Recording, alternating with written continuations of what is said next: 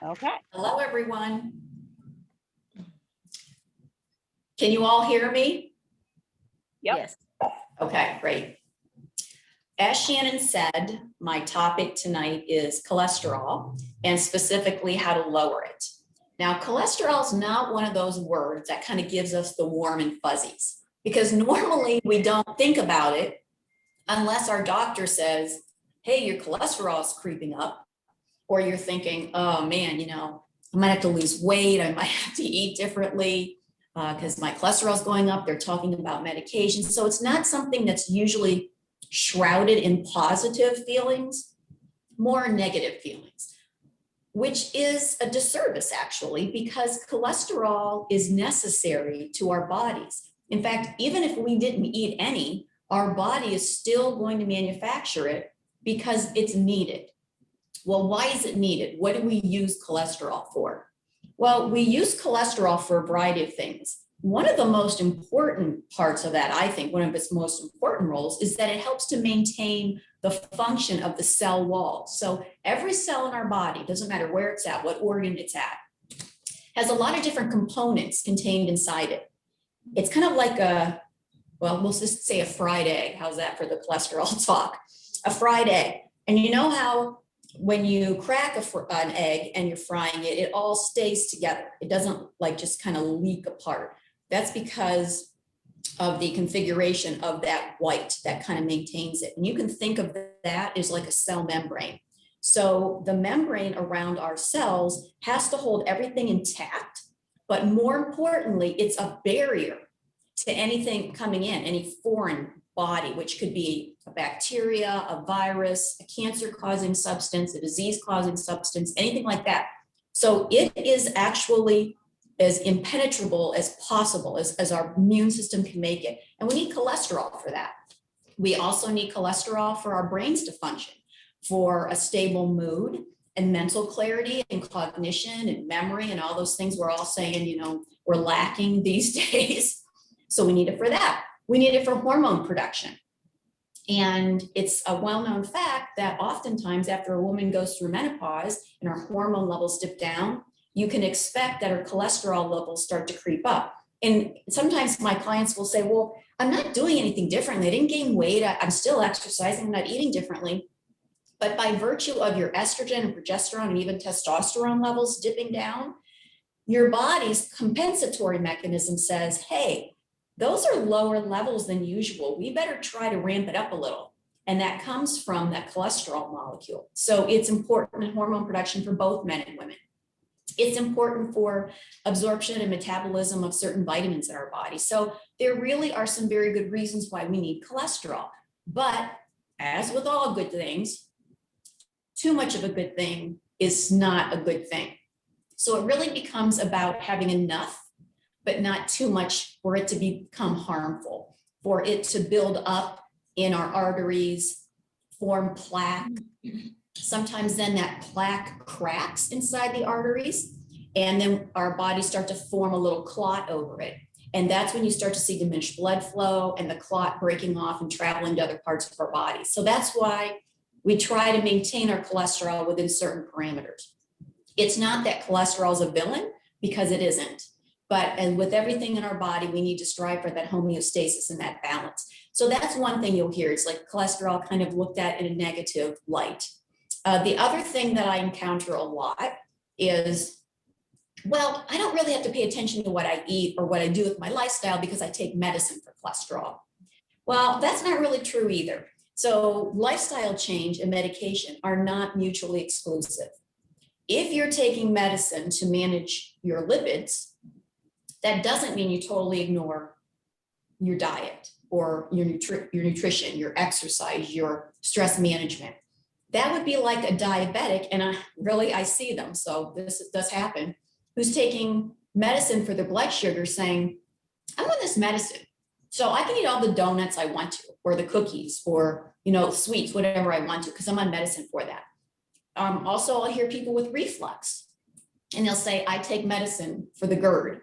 So they start to eat all those foods that trigger the reflux in the first place. And I just don't understand that, because you're kind of working against yourself and against that medication. What I see with cholesterol medicine is for people who are taking it and they manage their lifestyle a little bit differently, they can often get away with a lower dose. And lower doses mean less risk of side effects. Some people don't even need to take it once they, upgrade their lifestyle, so to speak. So they can go hand in hand. It's not one or the other.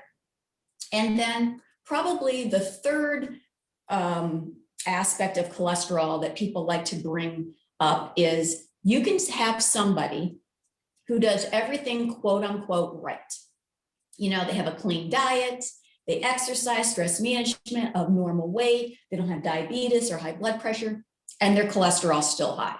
There is such a role as genetics, but conversely, I was telling Jennifer just a minute ago, one of my relatives really doesn't do what we would say anything correctly. He eats whatever he wants, eats a lot of processed foods, high fat foods, fried foods, loves to drink his beer, doesn't exercise, and his cholesterol is perfect. So would we say that that person is healthier because his numbers are normal? I wouldn't.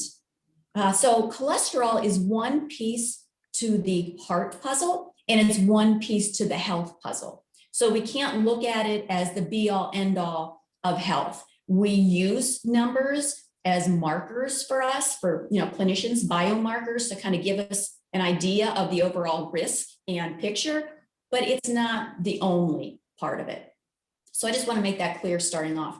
When we talk about lipids, when we talk about cholesterol, I might say cholesterol, but we really also mean triglycerides. And really, cholesterol, triglycerides, blood sugar pretty much go hand in hand. And oftentimes when you see that one's elevated, you'll see that the others begin to creep up and they're elevated. So when we look at some of these strategies to reduce cholesterol, know that they also reduce triglycerides as well as your blood sugar. And you'll hear me mention inflammation. Now, inflammation might not be directly related to your cholesterol, but it sure is directly related to heart disease, as well as any other disease that's out there. Because we know that inflammation is the foundation of all disease, and not even just disease, just of aging. So everything starts with that inflammatory process that becomes chronic. So those are terms we're going to use interchangeably. Now, I'm not sure, I don't think you have the handout in front of you right now, but Shannon will send it to you. I did email it to everyone, so hopefully you have it in your inbox. Okay. All right, so you might not have it in front of you right now, but you have the handout. As with all my classes, I put pretty much everything I say in this handout, and I'm just going to follow along. So you don't have to do a lot of writing or a lot of note taking. If I think of something that I believe is pertinent and I know I haven't put it in the handout, I'll mention it to you now so that you can take a note on it. So steps for improving our cholesterol, our triglycerides, our blood sugar. First and foremost, and it may sound like, it's the same old, but this is really one of the most important dietary steps you can take, and that is to increase your fiber. Your cholesterol responds so well to fiber intake. So when I have clients with high cholesterol, the first thing I do is assess how much they're getting from their diet. And although most of them do believe they're getting enough, hardly ever do I come across somebody who actually is. So when you're striving for that 30 to 35 grams of fiber in a day, let's break it down to per meal. So based on 3 meals a day, that's about 10 to 12 grams of fiber. So the next time you have a meal, start looking at your labels and adding up how much fiber you get to get an idea of what you average at a meal, because your goal should be 10 to 12 grams. And if you eat from certain food groups that we're going to discuss, you'll hit that easily. But a lot of people tend not to get those target numbers. So one of the first things that we can do to get that in is to make sure we're getting at least 6 servings of produce a day. So again, I like to kind of break things down simply in my own mind, a couple of servings at each meal, breakfast, lunch, dinner. So what does a serving consist of? 1 serving of fruit would be like a half a grapefruit or a medium-sized piece of fresh fruit. Now, I said this at the last talk, I'm always stunned when I go into a grocery store and I see the size of apples anymore. Like, I'm not exactly sure how they're growing them, but these things are humongous. And if you buy some of those humongous apples, that's more than one serving. So that's a couple of servings. A half a cup of berries is a serving. So if you got 1 cup of berries, that would be your 2 servings of fruit at a meal. I think it's probably easier to eat your fruit at breakfast and your vegetables at lunch and dinner, but everybody's different. In fact, as I say that, this morning for breakfast, I sauteed kale. So I had kale, I sauteed a little bit of chicken broth and some olive oil, and I had that as part of my breakfast. Now that's not for everybody, but you don't have to stick solely to fruit. Also keep in mind that when it comes to a banana, a medium banana is a serving of fruit. Now we're going to talk about certain fruits and vegetables and how we need to count them as starches, even though they're produce, and a banana would be one of them. So oftentimes, you'll buy bananas that are huge. I tend to go to the store and just do the opposite. I try to buy some of the more moderate or smaller bananas so that I know I'm keeping to 1 serving. 1 serving of vegetables would be like a half a cup of cooked veggies. So all that really is maybe a cup of cooked green beans, a cup of cooked cauliflower, a cup of cooked broccoli or kale like I have, and that's 2 servings. So it really isn't difficult to get that. It's just breaking our mindset and our habits and incorporating those servings of produce into each of our meals so that we're going to get the fiber. Plus, your produce is where you're getting all your disease fighters. We talk about trying to battle Alzheimer's and cancer and all kinds of arthritis. A lot of it comes down to those substances in fruits and vegetables. So that and spices, those are the 2 things you should be eating the most of every day. And that's what's really meant by a plant-based diet. Sometimes people are totally turned off by that terminology because they think, I don't want to become a vegetarian. No one said you had to become a vegetarian. We're just talking about choosing plant sources along with some of your other foods. So if you can get 2 servings, say, of fruit at breakfast, 2 servings of vegetables at lunch, 2 servings at dinner, you are well on your way to hitting your goal of 10 to 12 grams of fiber at a meal. That's going to bring your cholesterol down very quickly. Now, when I mentioned to you that there are certain pieces of produce that are definitely produce, but we don't count them as fruits and vegetables, we count them as starch, I'm referring to the fact that some of these pieces of produce are really high in starch. So especially for people who are trying to lower their weight, because, I'll be honest with you, cholesterol responds very well to weight loss. So I work with a lot of people for a variety of reasons who want to lose weight. From a weight loss perspective, we count those foods as starches. Those foods are nutritious. We should have them, but we don't say, okay, I had a banana, so that's my serving of fruit. We say that's my serving of starch. So what are some of those fruits and vegetables that I would count as a starch? And I do this in my own life. So we have our bananas, our corn, our peas, winter squash, which is really great, but very starchy, things like that. Legumes, very nutritious. We're going to be talking about those as far as lowering cholesterol. But again, those would be counted as a serving of starch, not necessarily a serving of vegetables.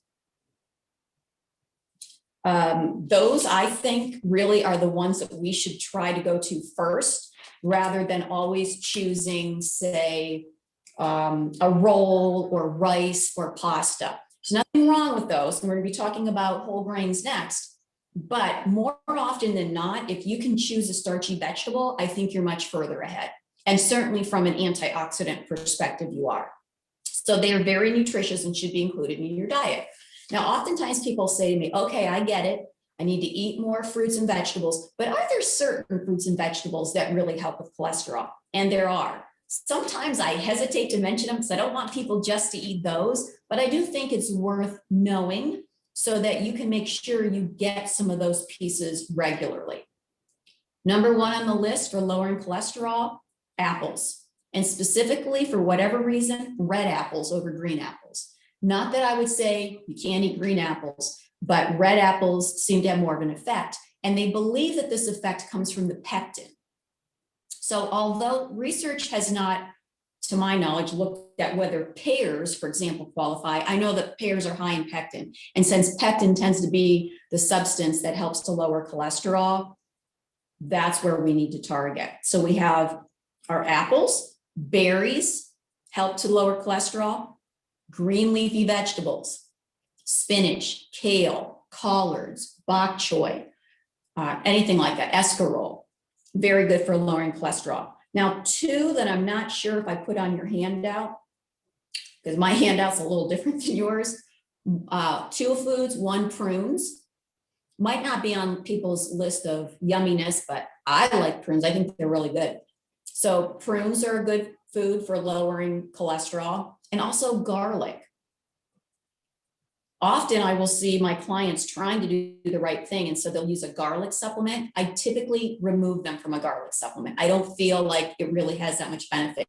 You are much better off by eating fresh garlic. Now, one thing with garlic that you have to know is if you don't prepare it correctly, you won't get the full medicinal benefit out of it. You'll get the flavor benefit out of it, but not the medicinal benefit. So to make sure it's working for you, either mince it or chop it or do whatever it is you're going to crush it and let it sit for 5 or 10 minutes before you use it, because then the enzymes are released and that makes it more activated. And also you don't want to overcook it. So whenever you're cooking something, this is brown the garlic, you really don't want your garlic to be brown. Once you've done that, you've kind of killed it. It's kind of like petrified garlic at that point. So you either want to lightly saute it or maybe add it at the end. Or if you want to flavor your olive oil, certainly saute it in the olive oil, then remove the garlic and then cook your dish and then add it back in at the end. If you can muster up eating garlic raw, that is great too.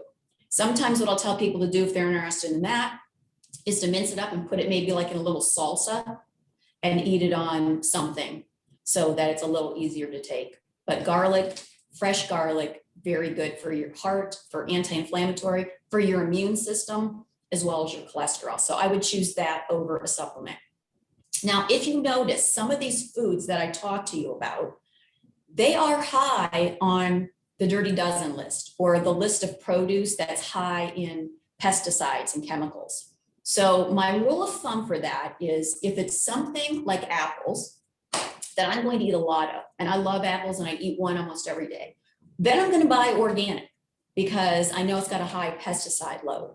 But if it's something that I don't eat that often, I might choose not to buy organic. So that's how you can kind of balance that health against your budget.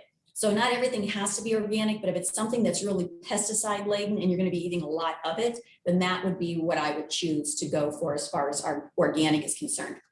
The other thing I do with all my produce, whether it's organic or not, is when I bring it home, I put it in a bowl of water with some distilled white vinegar, about 1/4 cup, maybe a little more. I don't really measure, I kind of just dump, but I think the ratio is supposed to be 1/4 cup of distilled white vinegar to about 1 gallon of water. And let your produce soak in that for 20 to 30 minutes at least. And that helps to remove about 90% of the superficial pesticides, not pesticides that have gone into the fruit or the vegetable, but the superficial ones. Now, if your produce has skin to it, like say a zucchini or a cucumber, once you do that, then scrub it and rinse it. Can you do this with berries? Yes, you can.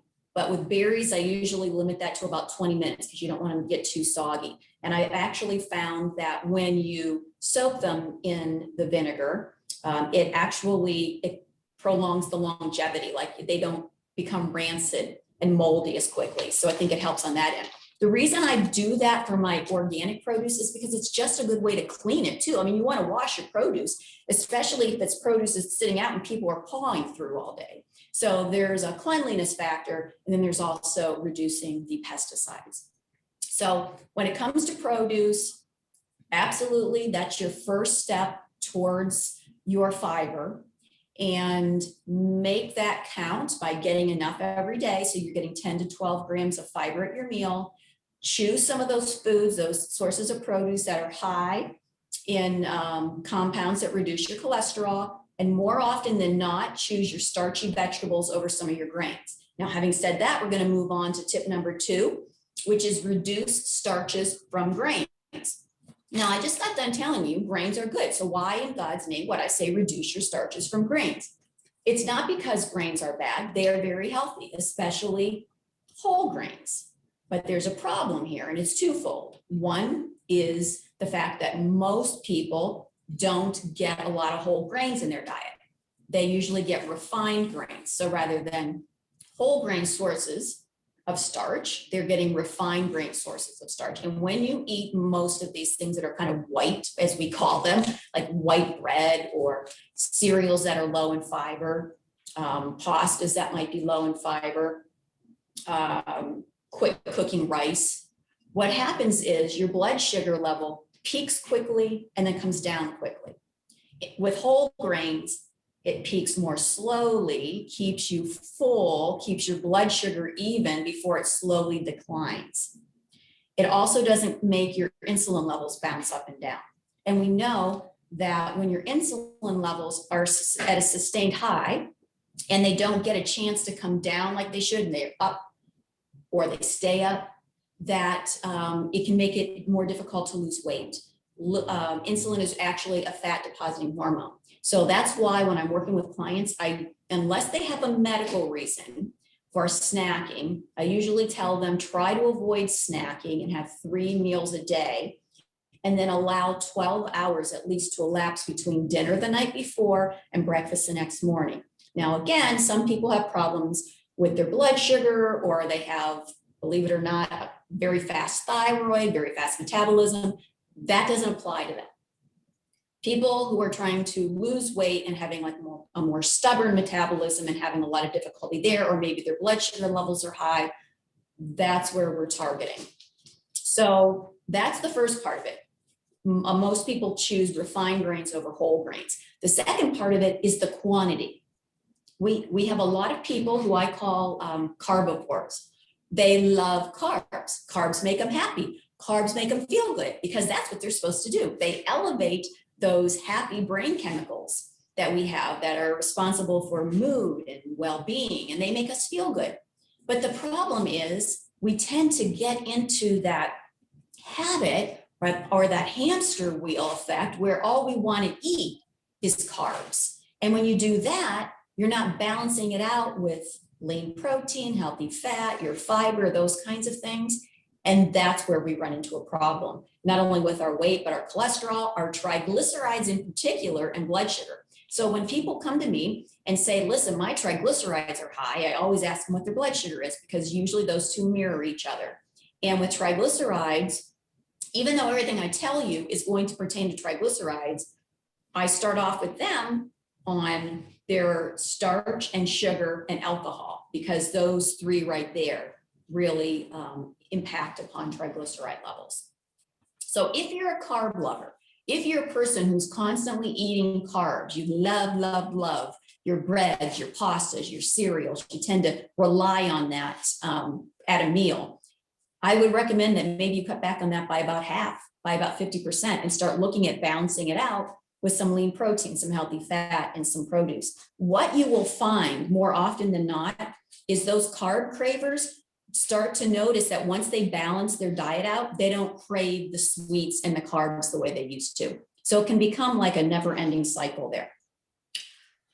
So again, try to rely on your starchy vegetables a little bit more than always bread and pasta and cereal and those kinds of things. Do you always have to choose a whole grain? No, but at least half of your grains should be whole. So how do you balance that out? Well, and this is a common one, because for some reason, a lot of people don't like pasta alternatives, or like pastas made from, say, legumes. Some people love them, other people hate them. And they'll say, I am not eating that pasta made of black beans. I do not like that pasta made of lentils. That's okay. You know, make sure your other sources are whole grains, your cereals, your breads, crackers, those kinds of things, and then eat the pasta that you like. So there's a way where you can do give and take. You shouldn't be punishing yourself. Your food still needs to taste good.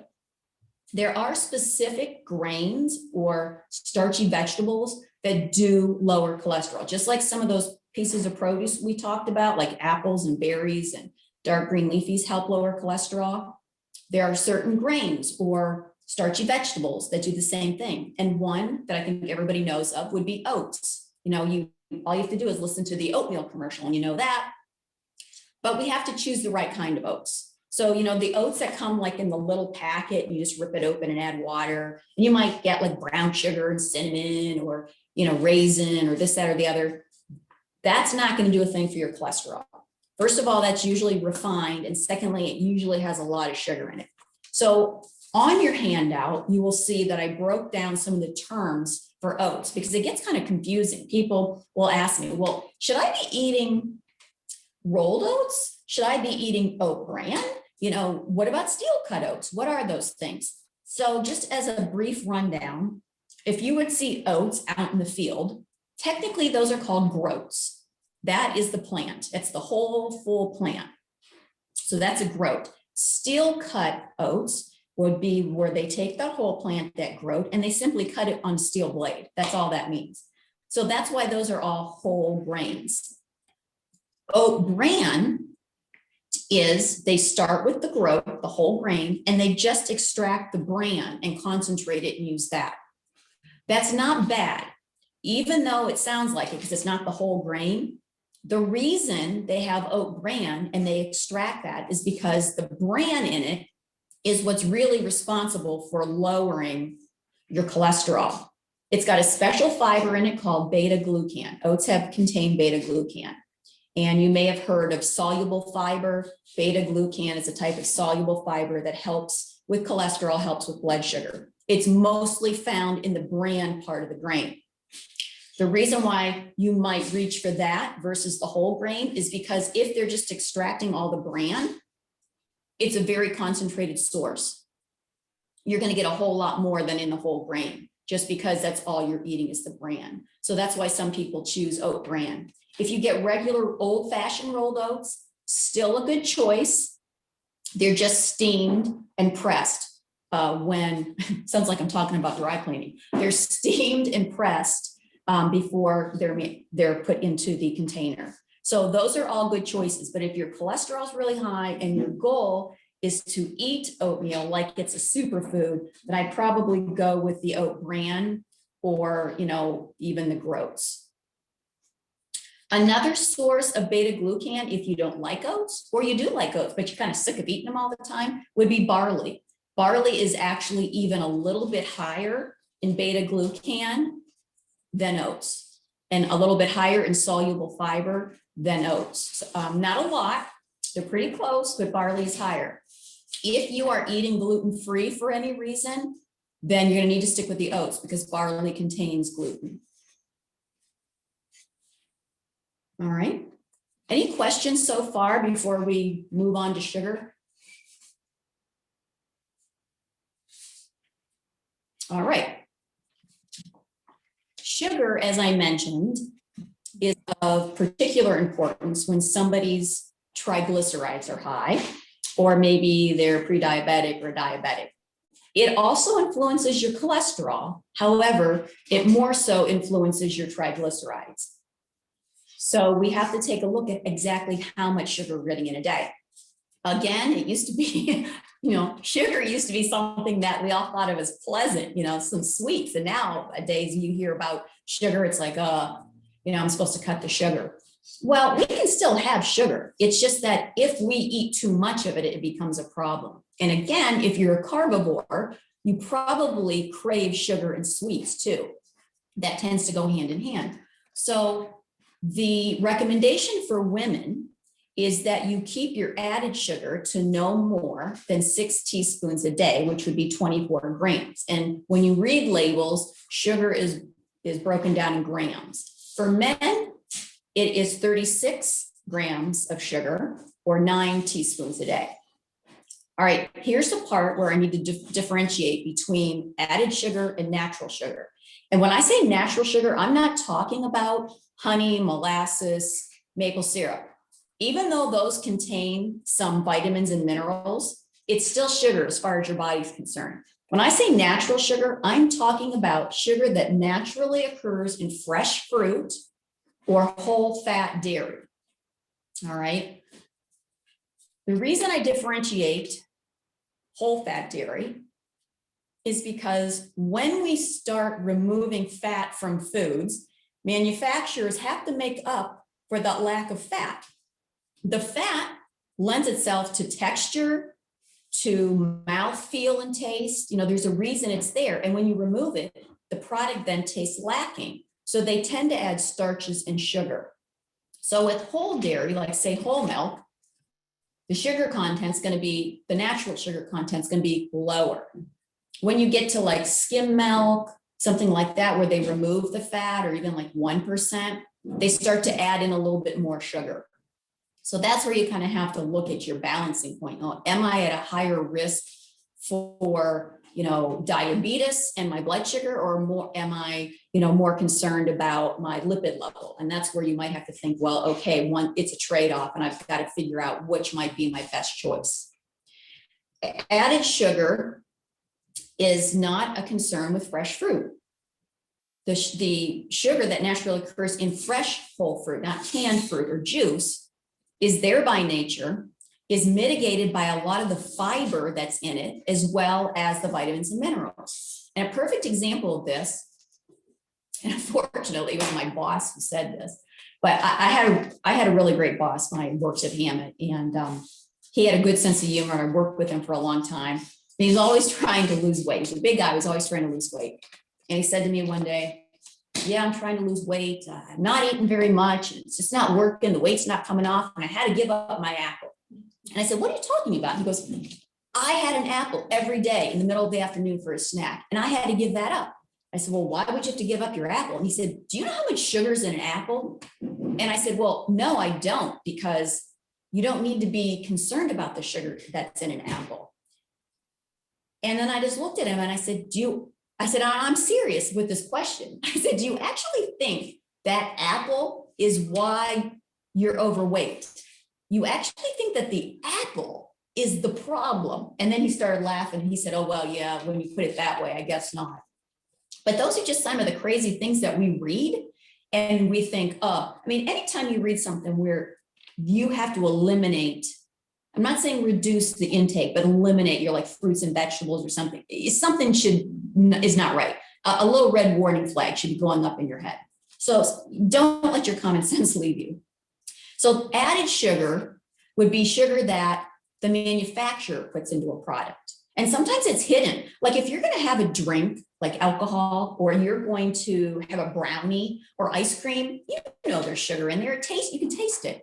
But when you're having, for example, a bowl of tomato soup, not homemade tomato soup, but from a can, or you're using jarred pasta sauce, you're not thinking this is full, it's loaded with sugar. You're just not. Like that's not what we're tasting in there.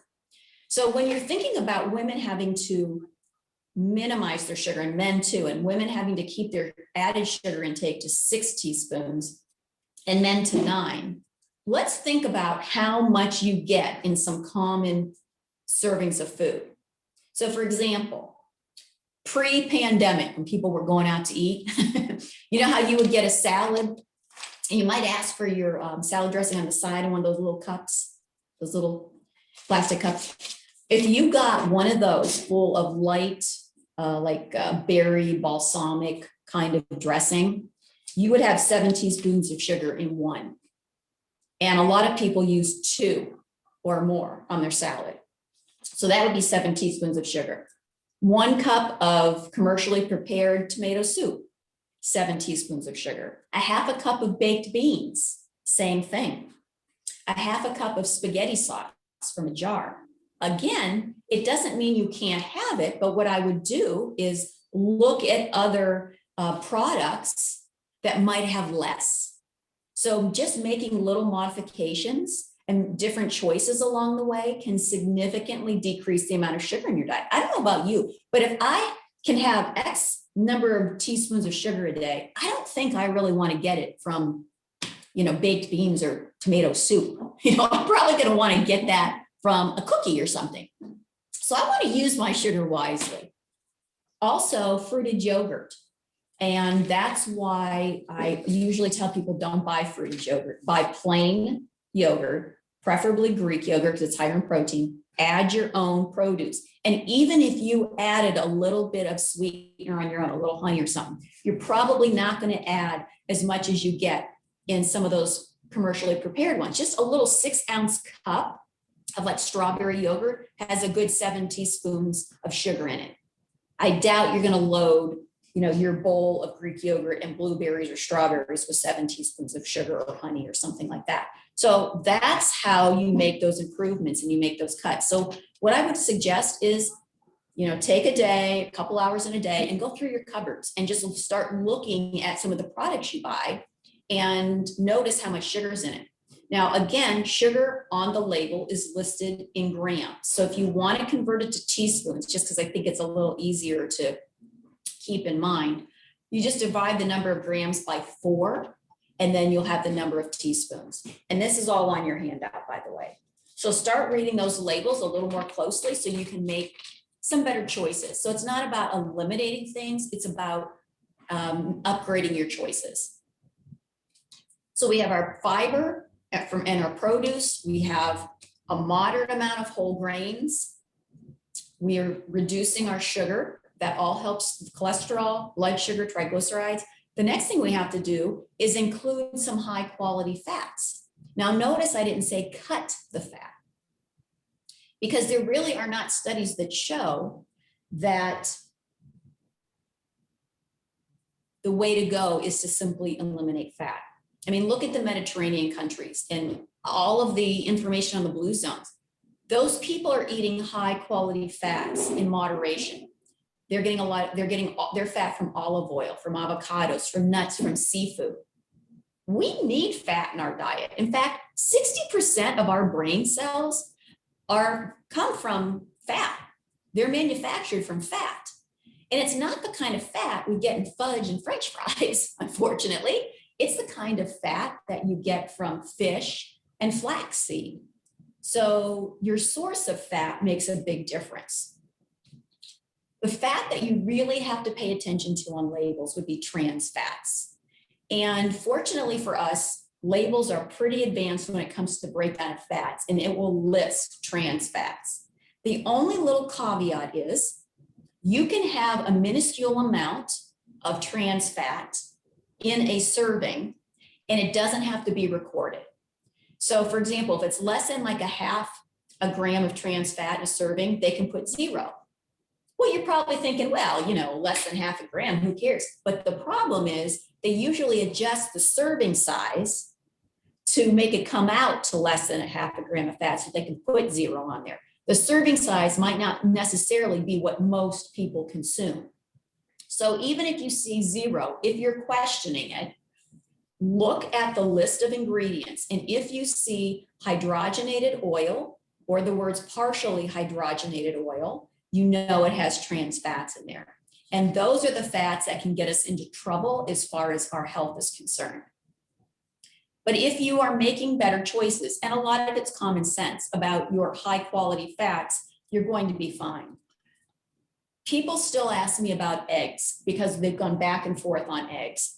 And really there are no studies, no good studies that show that eggs are detrimental. There are studies that actually show that eggs in moderation increase your good cholesterol, your HDL. If you are concerned about eggs, the recommendation would be to keep to 4 egg yolks a week. Why do I say yolks? Well, the white of the egg is where you get the protein. The yolk is where you get the cholesterol, but it's also where you get the nutrition. It's where you got your vitamin A and your lecithin. And lecithin is actually a component of an egg that helps to boost your good cholesterol. So when you're looking at foods that are high in cholesterol, like eggs, and the other one that comes to mind would be shrimp. I just ate some night before I came in. If they're not no-nos, they don't increase your cholesterol, not because they don't have cholesterol in it. They do. They're rich in cholesterol, but they're low in overall fat. So it's not just about the cholesterol. There's a difference between eating a food that's high in cholesterol and high in fat, and a food that's moderate in cholesterol and very, very low in fat. And that's why eggs are not totally off the table for people. So what are your sources of high quality fat? So we have our eggs, which we can limit. Oh, also keep in mind that, it doesn't have to be all or nothing. Like if you want to enjoy eggs and you want to have that yellow flavor to the eggs, instead of having 2 whole eggs one day, you could have 1 whole egg and 2 or 3 egg whites and mix that together. You're still getting some benefits of the yolk. You're getting more protein because you've got the white. And then you can have eggs a little more frequently instead of, especially if you think you're limiting to 4 egg yolks a week, you don't have to worry about that because there are a lot of people who like to eat the same breakfast every day. I'm not one of them, but they like to eat that and they tend to rely on eggs. Well, that's a way of kind of keeping that in check and balancing it out. Avocado. I think we've all heard that avocado is a very healthy fat, and it is, but keep in mind that avocado is 100% fat. So a serving of fat, 1 serving of fat, and that's what most people, when I do a nutrition plan for them, and I'm looking at it from a perspective of weight loss, and I have to look at their height, their weight, their age, their activity level. Most people come in at about 3 servings of fat a day. So I usually tell them 1 serving at each meal. 1 serving of fat from avocado is 1/4 of an avocado, not a half an avocado, not the whole avocado. So it's healthy, but again, you have to look overall at your total fat intake.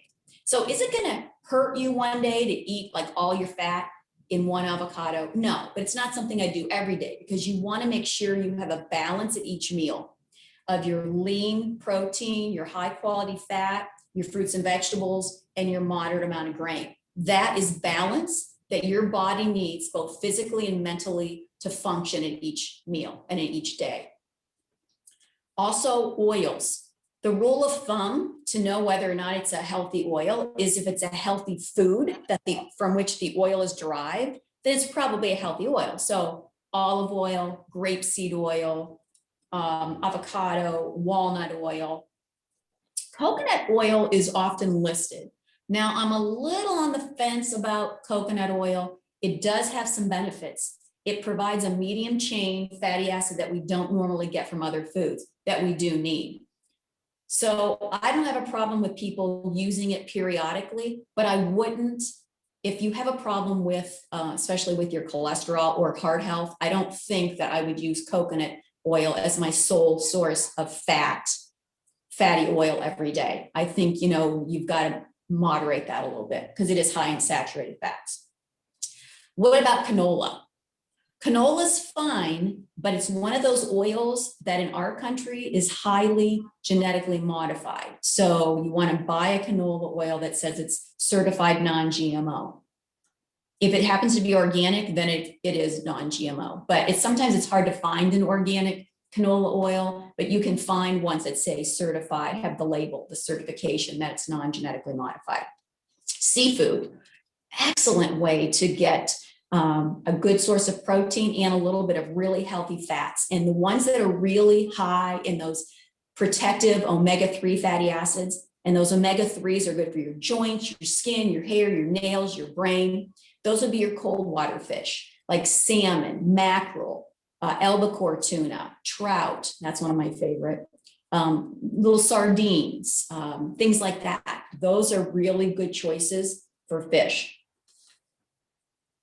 I wanted to make sure to mention butter and margarine on here because that's frequently, question, am I allowed to eat butter? Should I be using this margarine?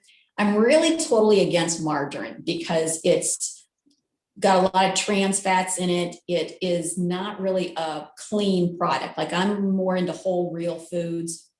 You're not going to get that with margarine. Olive oil over butter, butter over margarine. Do I use butter? Sometimes I do, yes. Do I use it often or a lot? No, I use it in very small amounts. Most of the time, if I'm going to use something, it'll be some type of oil. But when it comes down to something between butter and margarine, I don't even buy margarine. I use whole butter, and for me, I buy organic. Nuts, seeds, and nut butters, again, healthy sources of fat, some good zinc in there, vitamins and minerals, some protein. I say nut butter because it's not always just about peanut butter. There's almond nut butter and macadamia nut butter. There's lots of things. by seeds. You know, there's pumpkin, sunflower. We're going to talk about flax in a minute because it's not only a good source of the omega-3s, but and fiber, but it's actually one of those cholesterol lowering foods. So have you noticed in each category, we have foods that specifically help to reduce cholesterol. So it doesn't come down to completely eliminating an entire category of food. When it comes to meat, I always think it's best to go with high quality lean meat. So that could be wild game. I mean, that's a really good one, like venison or anything that's grass-fed and finished. Why? Why grass-fed and finished? Well, it doesn't even have to be just beef or bison. It could be hens, it could be chickens, because those greens that they're eating are high in omega-3 fatty acids. So remember, the greens help to lower cholesterol and they're a good source of healthy fat. Greens actually have a little bit of fat in it, not much, but it's the same kind of fat, a similar kind of fat as you would see in seafood. It's more similar to what you would see in flaxseed. So when you have animals that free range, that they're allowed to eat a lot of greens, that's where the content of the omega-3 fats in the meat is going to be higher, and it's going to be a more beneficial profile of omega-3 fatty acids. Flaxseed. I actually brought some with me. I don't know if you guys can see this or not. This is ground flax. It looks like a little powder. When you buy flaxseed, normally it's whole, and they look like little sesame seeds, and there's the golden and the brown variety. Sometimes you'll see cereal, and it'll say flax in the cereal, and people say, I get my flax, they eat the cereal. And I say to them, can you see the flax? Is it a whole seed? And they say, yes. Okay, it's not doing you any good. It has to be ground for you to be able to use the beneficial properties in it. Flax contains lignans, which are great for reducing risk of cancer. They are also a source of the omega-3 fatty acids. Most omega-3s can be found in either seafood or certain plants, and that would be your nuts and seeds and some of your greens. So that's where flax comes in.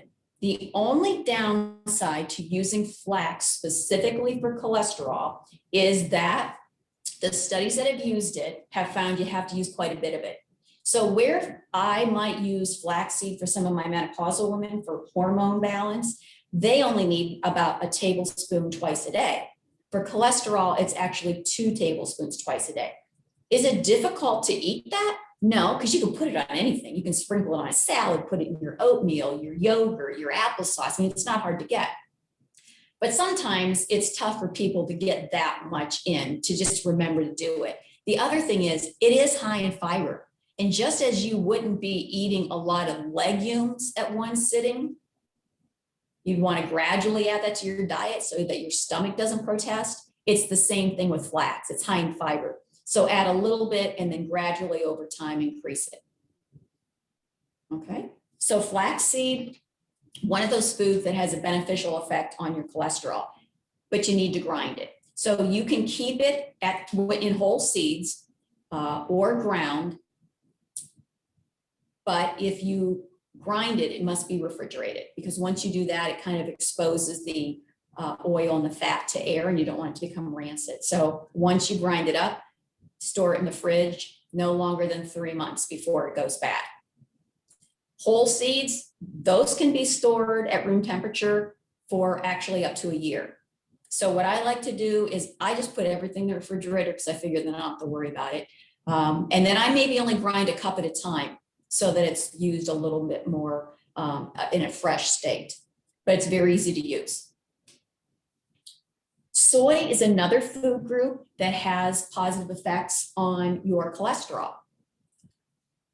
There have been many studies that have shown that in addition to a healthy lifestyle, 25 grams of soy protein reduces your cholesterol. All right, I like soy. I'm a person who drinks soy milk, but 25 grams of soy is a lot. You'd have to pretty much have a glass of soy milk at each meal, or like 10 ounces of tofu. That's a lot of grams of protein. So I think that one would be a little bit harder to use specifically for cholesterol. However, if you're just using it as part of your repertoire of tools to lower cholesterol, I don't think you have to shoot for 25 grams. Just knowing that soy is actually a legume, and legumes in and of themselves lower cholesterol. So your black beans, your chichi beans, your kidneys, white beans, all those kinds of things, they normally lower cholesterol. I would say about a half a cup 3 times a week is what you need to aim for. So when it comes to soy, I don't think it has to be every day you get 25 grams, but you need to use some high quality soy sources. 2 things to remember. 1, soy, again, is another one of those foods that's highly genetically modified in our country. So when you're using a soy product, it needs to be non-GMO or organic. Secondly, I wouldn't buy soy hot dogs, soy hamburgers, soy chips and think I'm getting soy and it's helping my cholesterol. Those would not be considered high quality sources of soy, all right? So I'm talking about things like edamame, which is the raw soybean. And by the way, that's really good. You can get that in the frozen food section and almost make it like a pea or lima beans. It's very good. Dried soybeans, which would be your soy nuts. Soy nuts actually aren't nuts. They are actually dried soybeans. That tastes very good. There's kind of a nice option to nuts, and you're going to get a lot of soy protein that way and fiber. Then you have canned soybeans. That would also be another good source. Or organic, not really unflavored, but unsweetened soy milk. Because you don't want to buy soy milk with a lot of sugar and stuff in it, then you're kind of, you're kind of working against yourself there. But soy milk's another good one too. And then anything like tofu or tempeh, if you like those foods. And what I find with tofu is that not that people don't like it, they don't know how to prepare it and they don't know how to use it. So if you talk to somebody who uses it or eats it a lot, they can usually give you some really good tips, some very basic recipes to start out to try to work it into your diet. But soy can be a part of a nice healthy diet, good source of protein, fiber, and reduces cholesterol. So I don't look at it as, like for me, I don't look at it as I must have 4 tablespoons of flax a day and 25 grams of soy protein. That's just what the literature shows. I'm looking at incorporating that into my diet on a regular basis so that it's just part of that. Because remember, we said cholesterol is part of the puzzle. And all those foods are healthy and anti-inflammatory. So you're only doing yourself a favor by trying to use those. I don't think you have to get a specific amount. So that's the nutrition portion of the foods that influence cholesterol. What I like about that is that I'm not telling you you have to eliminate these foods, you have to eliminate a food group. There's something beneficial in every food group. And there's a way of making that work into your diet so that you don't feel like your diet's a science project and you don't feel like you're being penalized just because your cholesterol is high. I think, you look at some of the most sustainable lifestyles and dietary habits in the world. And to me, it all comes down to that Mediterranean style. That's something that most people like and can stick to over the long run. We also have to look at our activity level because that does influence our lipids and our blood sugar. And I'm not just talking about exercising. I'm saying move around a little bit more. And I'll tell you what, that has been such a problem during this pandemic because more people are either working from home or they're not socializing or going to places that they normally go to. So they find that they're more homebound and they're sitting. So homebound for them might mean butt bound. And I think more people are watching TV or in front of computers or, it's just been tough. People have really struggled with that. So think about ways during your day that you can move around a little bit more, get a little bit more activity in. Whether it means you're watching your favorite TV program and during the commercials, you get up and do something.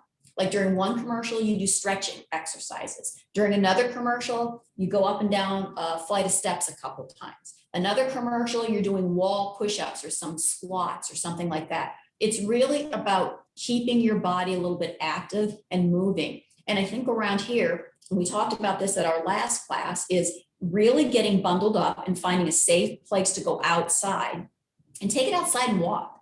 You know, get some walking buddies, make it a social event, social occasion. You know, you might be wearing your mask and you might be 6 feet distance, but you can still be outside, and that's invigorating. So look at ways that you can move your body a little bit more. Exercise is important, but it's not just about exercise. I mean, we see those studies that came out a couple, well, maybe 10 years ago, where they followed people who were physically active in a gym for an hour or two a day, but then inactive the rest of the day, like sedentary the rest of the day. And they weren't that much further ahead than people who were just sedentary during the day. So it's not about spurts. It's about something that's more sustained throughout the day. So just start looking at different things you can do. You know, housework counts. Mowing the lawn counts. As I said last time I was here, I'm not telling you if you have 10 acres, you have to hand mow, push mow 10 acres, but push mow something, you know, rake your leaves, do things like that, because that movement keeps our bodies supple and flexible and keeps our joints working. And that counts towards even our cholesterol level and our heart health and inflammation.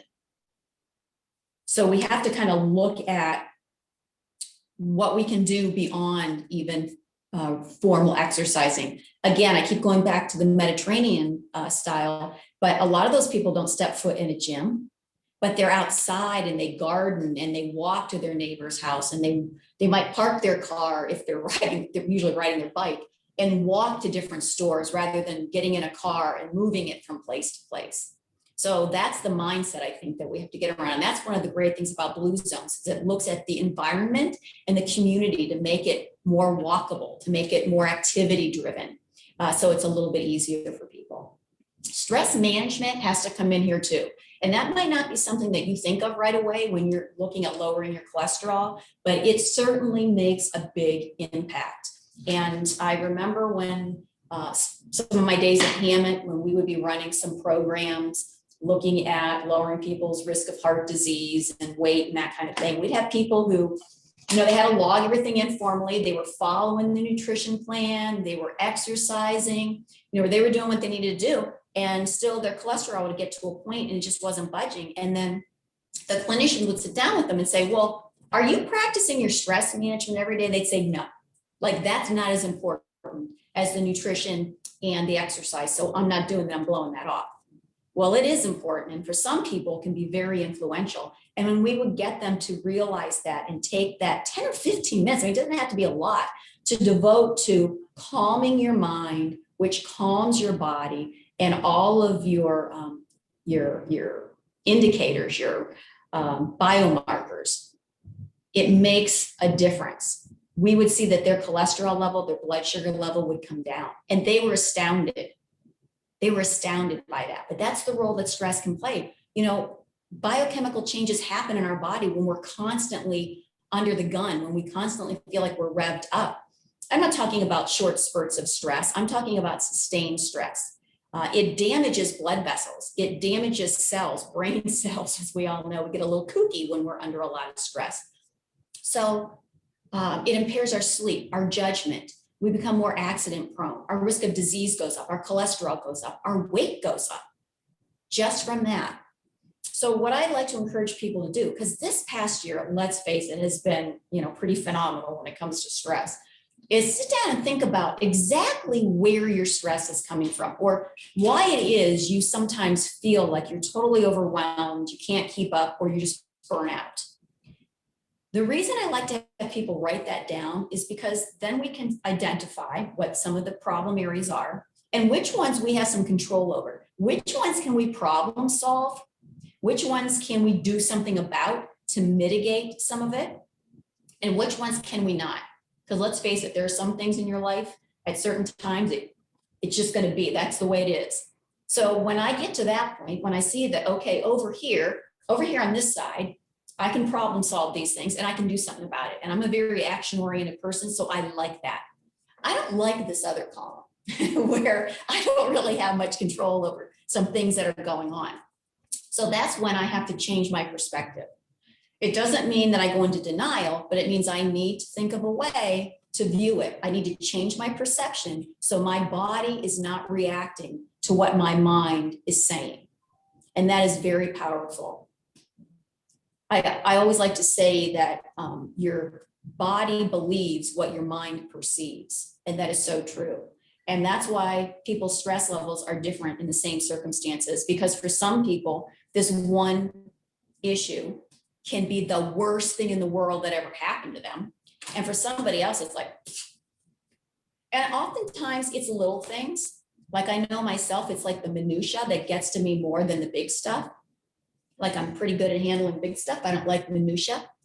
And my husband knows I use this example. I've used it forever. But when we first got married, it drove me absolutely crazy that he left crumbs all over the counter.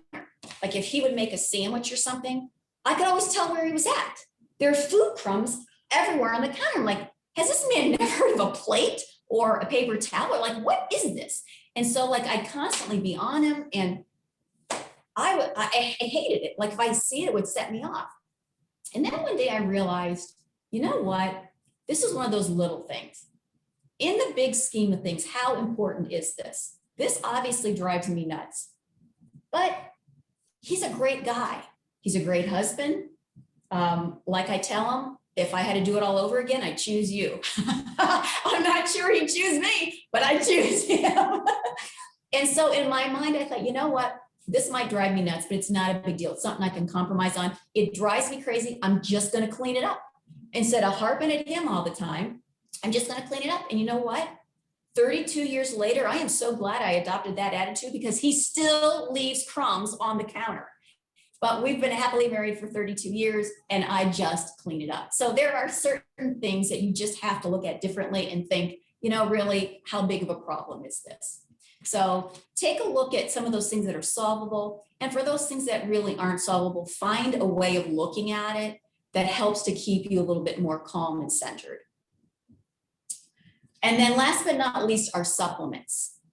There are supplements that do support heart health and do support lowering cholesterol. There are a lot of them out there. I don't necessarily think you have to be on a ton of stuff. I just listed some that are cardioprotective, and then a couple that can be used to reduce cholesterol specifically. The first one's magnesium, and I just brought a little sample of some Ultra Mag. And this isn't like a brand you have to get. The Ultra Mag has magnesium citrate in it, and that's really the form of magnesium that I like to use. Now, it used to be hard to find magnesium citrate, but they're making more and more products with just straight citrate in it. If you find a product, and Ultra Mag is one of them, where it has magnesium citrate and a bunch of other kinds, that's okay as long as some citrate's in there. The cheapest form that you will find is magnesium oxide, and I don't normally recommend that. I don't think it's absorbed as well. Sometimes, like absorbed into our bones and muscles, sometimes it can give you a lot of loose stools and diarrhea, and magnesium is known for that. I mean, think about milk of magnesia. That's what its role is. You get enough magnesium that helps things to flow.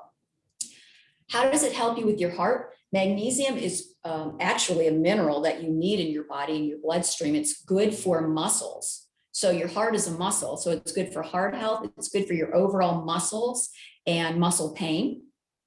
Think of Epsom salts. That's what Epsom is. When you soak in a tub of Epsom, that's magnesium salts, and it penetrates your muscles. It's also good for your bone. You need it to build bone and prevent bone loss. The dosage I normally go with, and all this is on your handout, is 400 milligrams twice a day. I would start off with once a day to make sure that you have good digestive tolerance to it. And then after maybe about a week of doing that once a day, add the second dose. If at any time you get loose stools, just cut back your dose. Coenzyme Q10 is another one you'll hear of a lot. CoQ10 is also called ubiquinol because it is ubiquitous. It comes in a lot of different foods. You'll find it in very small amounts in your food, but not in appreciable amounts. So when somebody is, say, on a cholesterol lowering medication, a lot of the statins will lower your level of CoQ10, or they're taking one of these other supplements for lowering their cholesterol, or just for heart health, I'll put them on CoQ10. it helps to increase oxygenation to your muscles. So it's not just your heart, it's all the muscles of your body. That's actually a good one to take, and it's good for your immune system too. General rule, the dose is about 100 milligrams. With CoQ10, you don't want to take any kind of dry form, like in a capsule that's like a powdered capsule. It needs to be a little fat soluble. So you want it in like a gel cap, something that's got a little bit of fat in it so that absorption is there. And 100 milligrams is pretty good. If somebody's on a statin drug, I might put them on 200 milligrams, but that's just like a judgment call. Then we have fish oil. Now, a lot of people like to use fish oil. I got a couple different things here. One is krill oil, and those are teeny weeny little fish. And the benefit to krill oil is that it's because they're like little fish, and all the big fish feed off the little fish.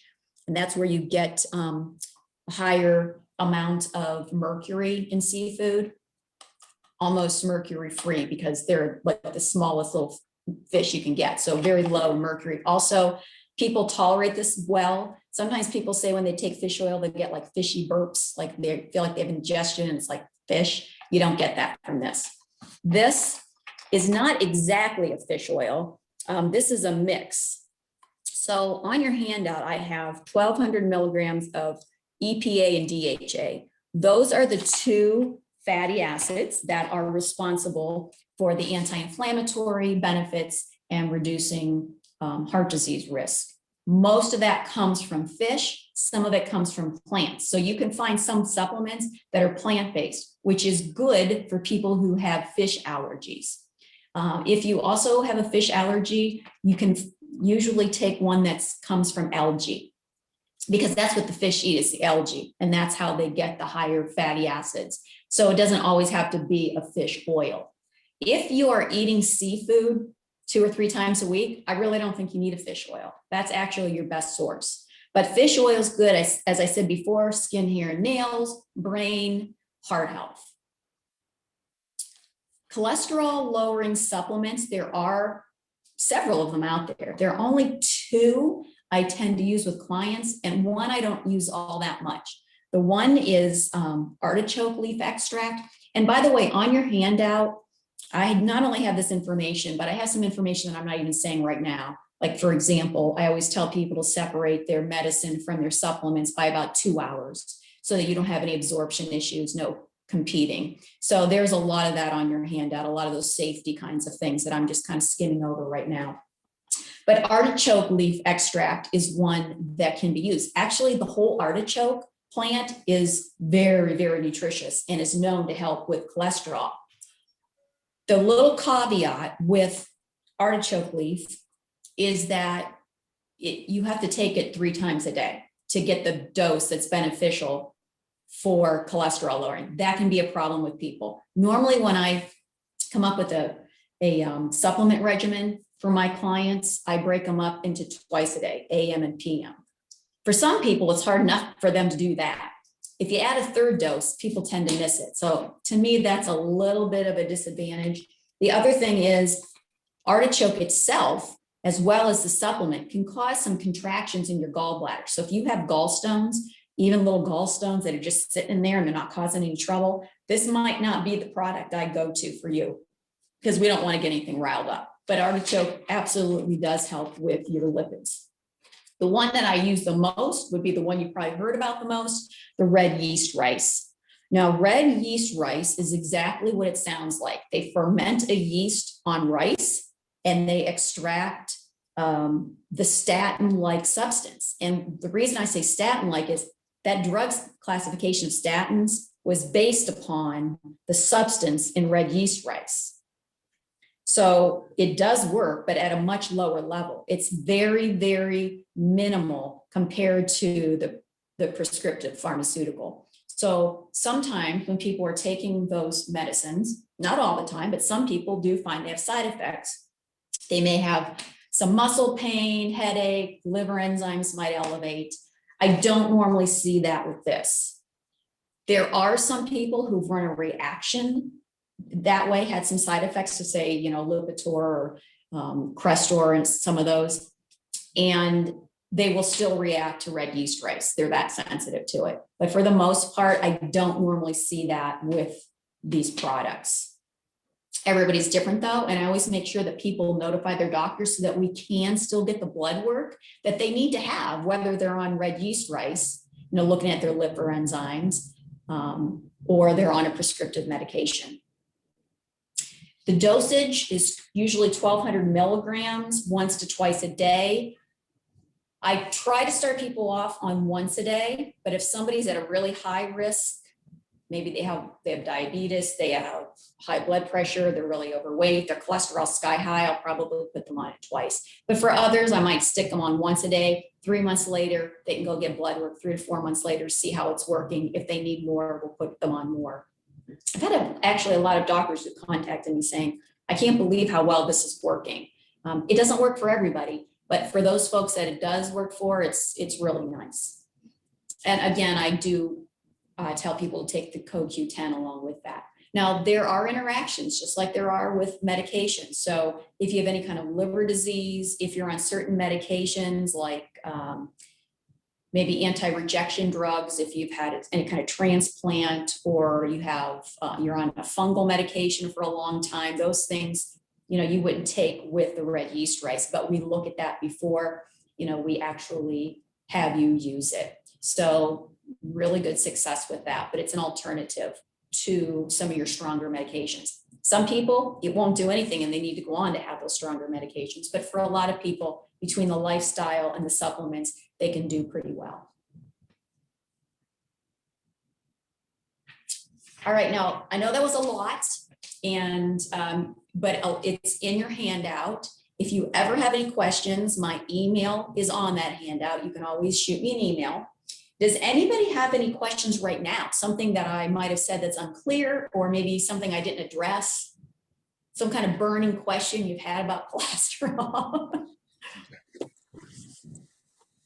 I have a question. Why are you addressing niacin intake at all? Niacin intake has to be pretty high managing cholesterol, and that's why it's normally prescriptive rather than over the counter. It can be over the counter, but then you have to look at the purity of the product as well as the concentration of the product. Sometimes people who take niacin will report that flushing that comes with it. And when I say flushing, I mean they feel warm, their face is red, their hands might be red. For some people, that goes away after a couple months, and that's why they usually start off with niacin at a lower dose and then increase it to your effective dose, and they look at your level of tolerance. Some people can't get there. So niacin is something that's used, but probably not as much. I would say prescriptively, for whatever reason, clinicians like to put people on one of those other cholesterol medicines. Unless you can't take that, then they offer you niacin as an alternative. What would you consider a high dose? Well, thousands, usually you're looking at thousands of milligrams. And that's why I said, like, normally, for example, if I would say to somebody, I think, you would benefit from a B complex vitamin, niacin is in that, but we're looking at it like a B100, we're looking at 100 milligrams as opposed to thousands of milligrams. And that's why people sometimes get that side effect, because it is pretty high. Having said that, if people can get up to whatever dose they can tolerate, and have a good response with their cholesterol level, they tend to do pretty well with that. And, you don't usually see the side effects with the liver enzymes or the muscle pain. Okay, thank you. It's an alternative. It is an option, just most people don't know to ask. So thanks for asking about that. Mm-hmm. Anybody else? Okay. Well, thanks you guys for spending an hour and a half or so of your evening with me. I appreciate that. And as I said, please follow what the Blue Zones are doing, because I think they really have nailed it as far as their approach to health and wellness. And you're really lucky in this community to be able to have that program and that resource. But if you ever have any questions, don't hesitate to email me. And just remind me, because I'm just looking at some faces, but then I see names. Just remind me that you were in this class, so I'll know what information I gave you and what your starting point is. Well, thank you very much for investing your time with us tonight. You're welcome. Appreciate it. Sure. Bye, everybody. Thank you Bye-bye. everyone for being here. Appreciate it. You're Thank you. welcome. Thank you, Debbie. Thank you, Debbie. Debbie.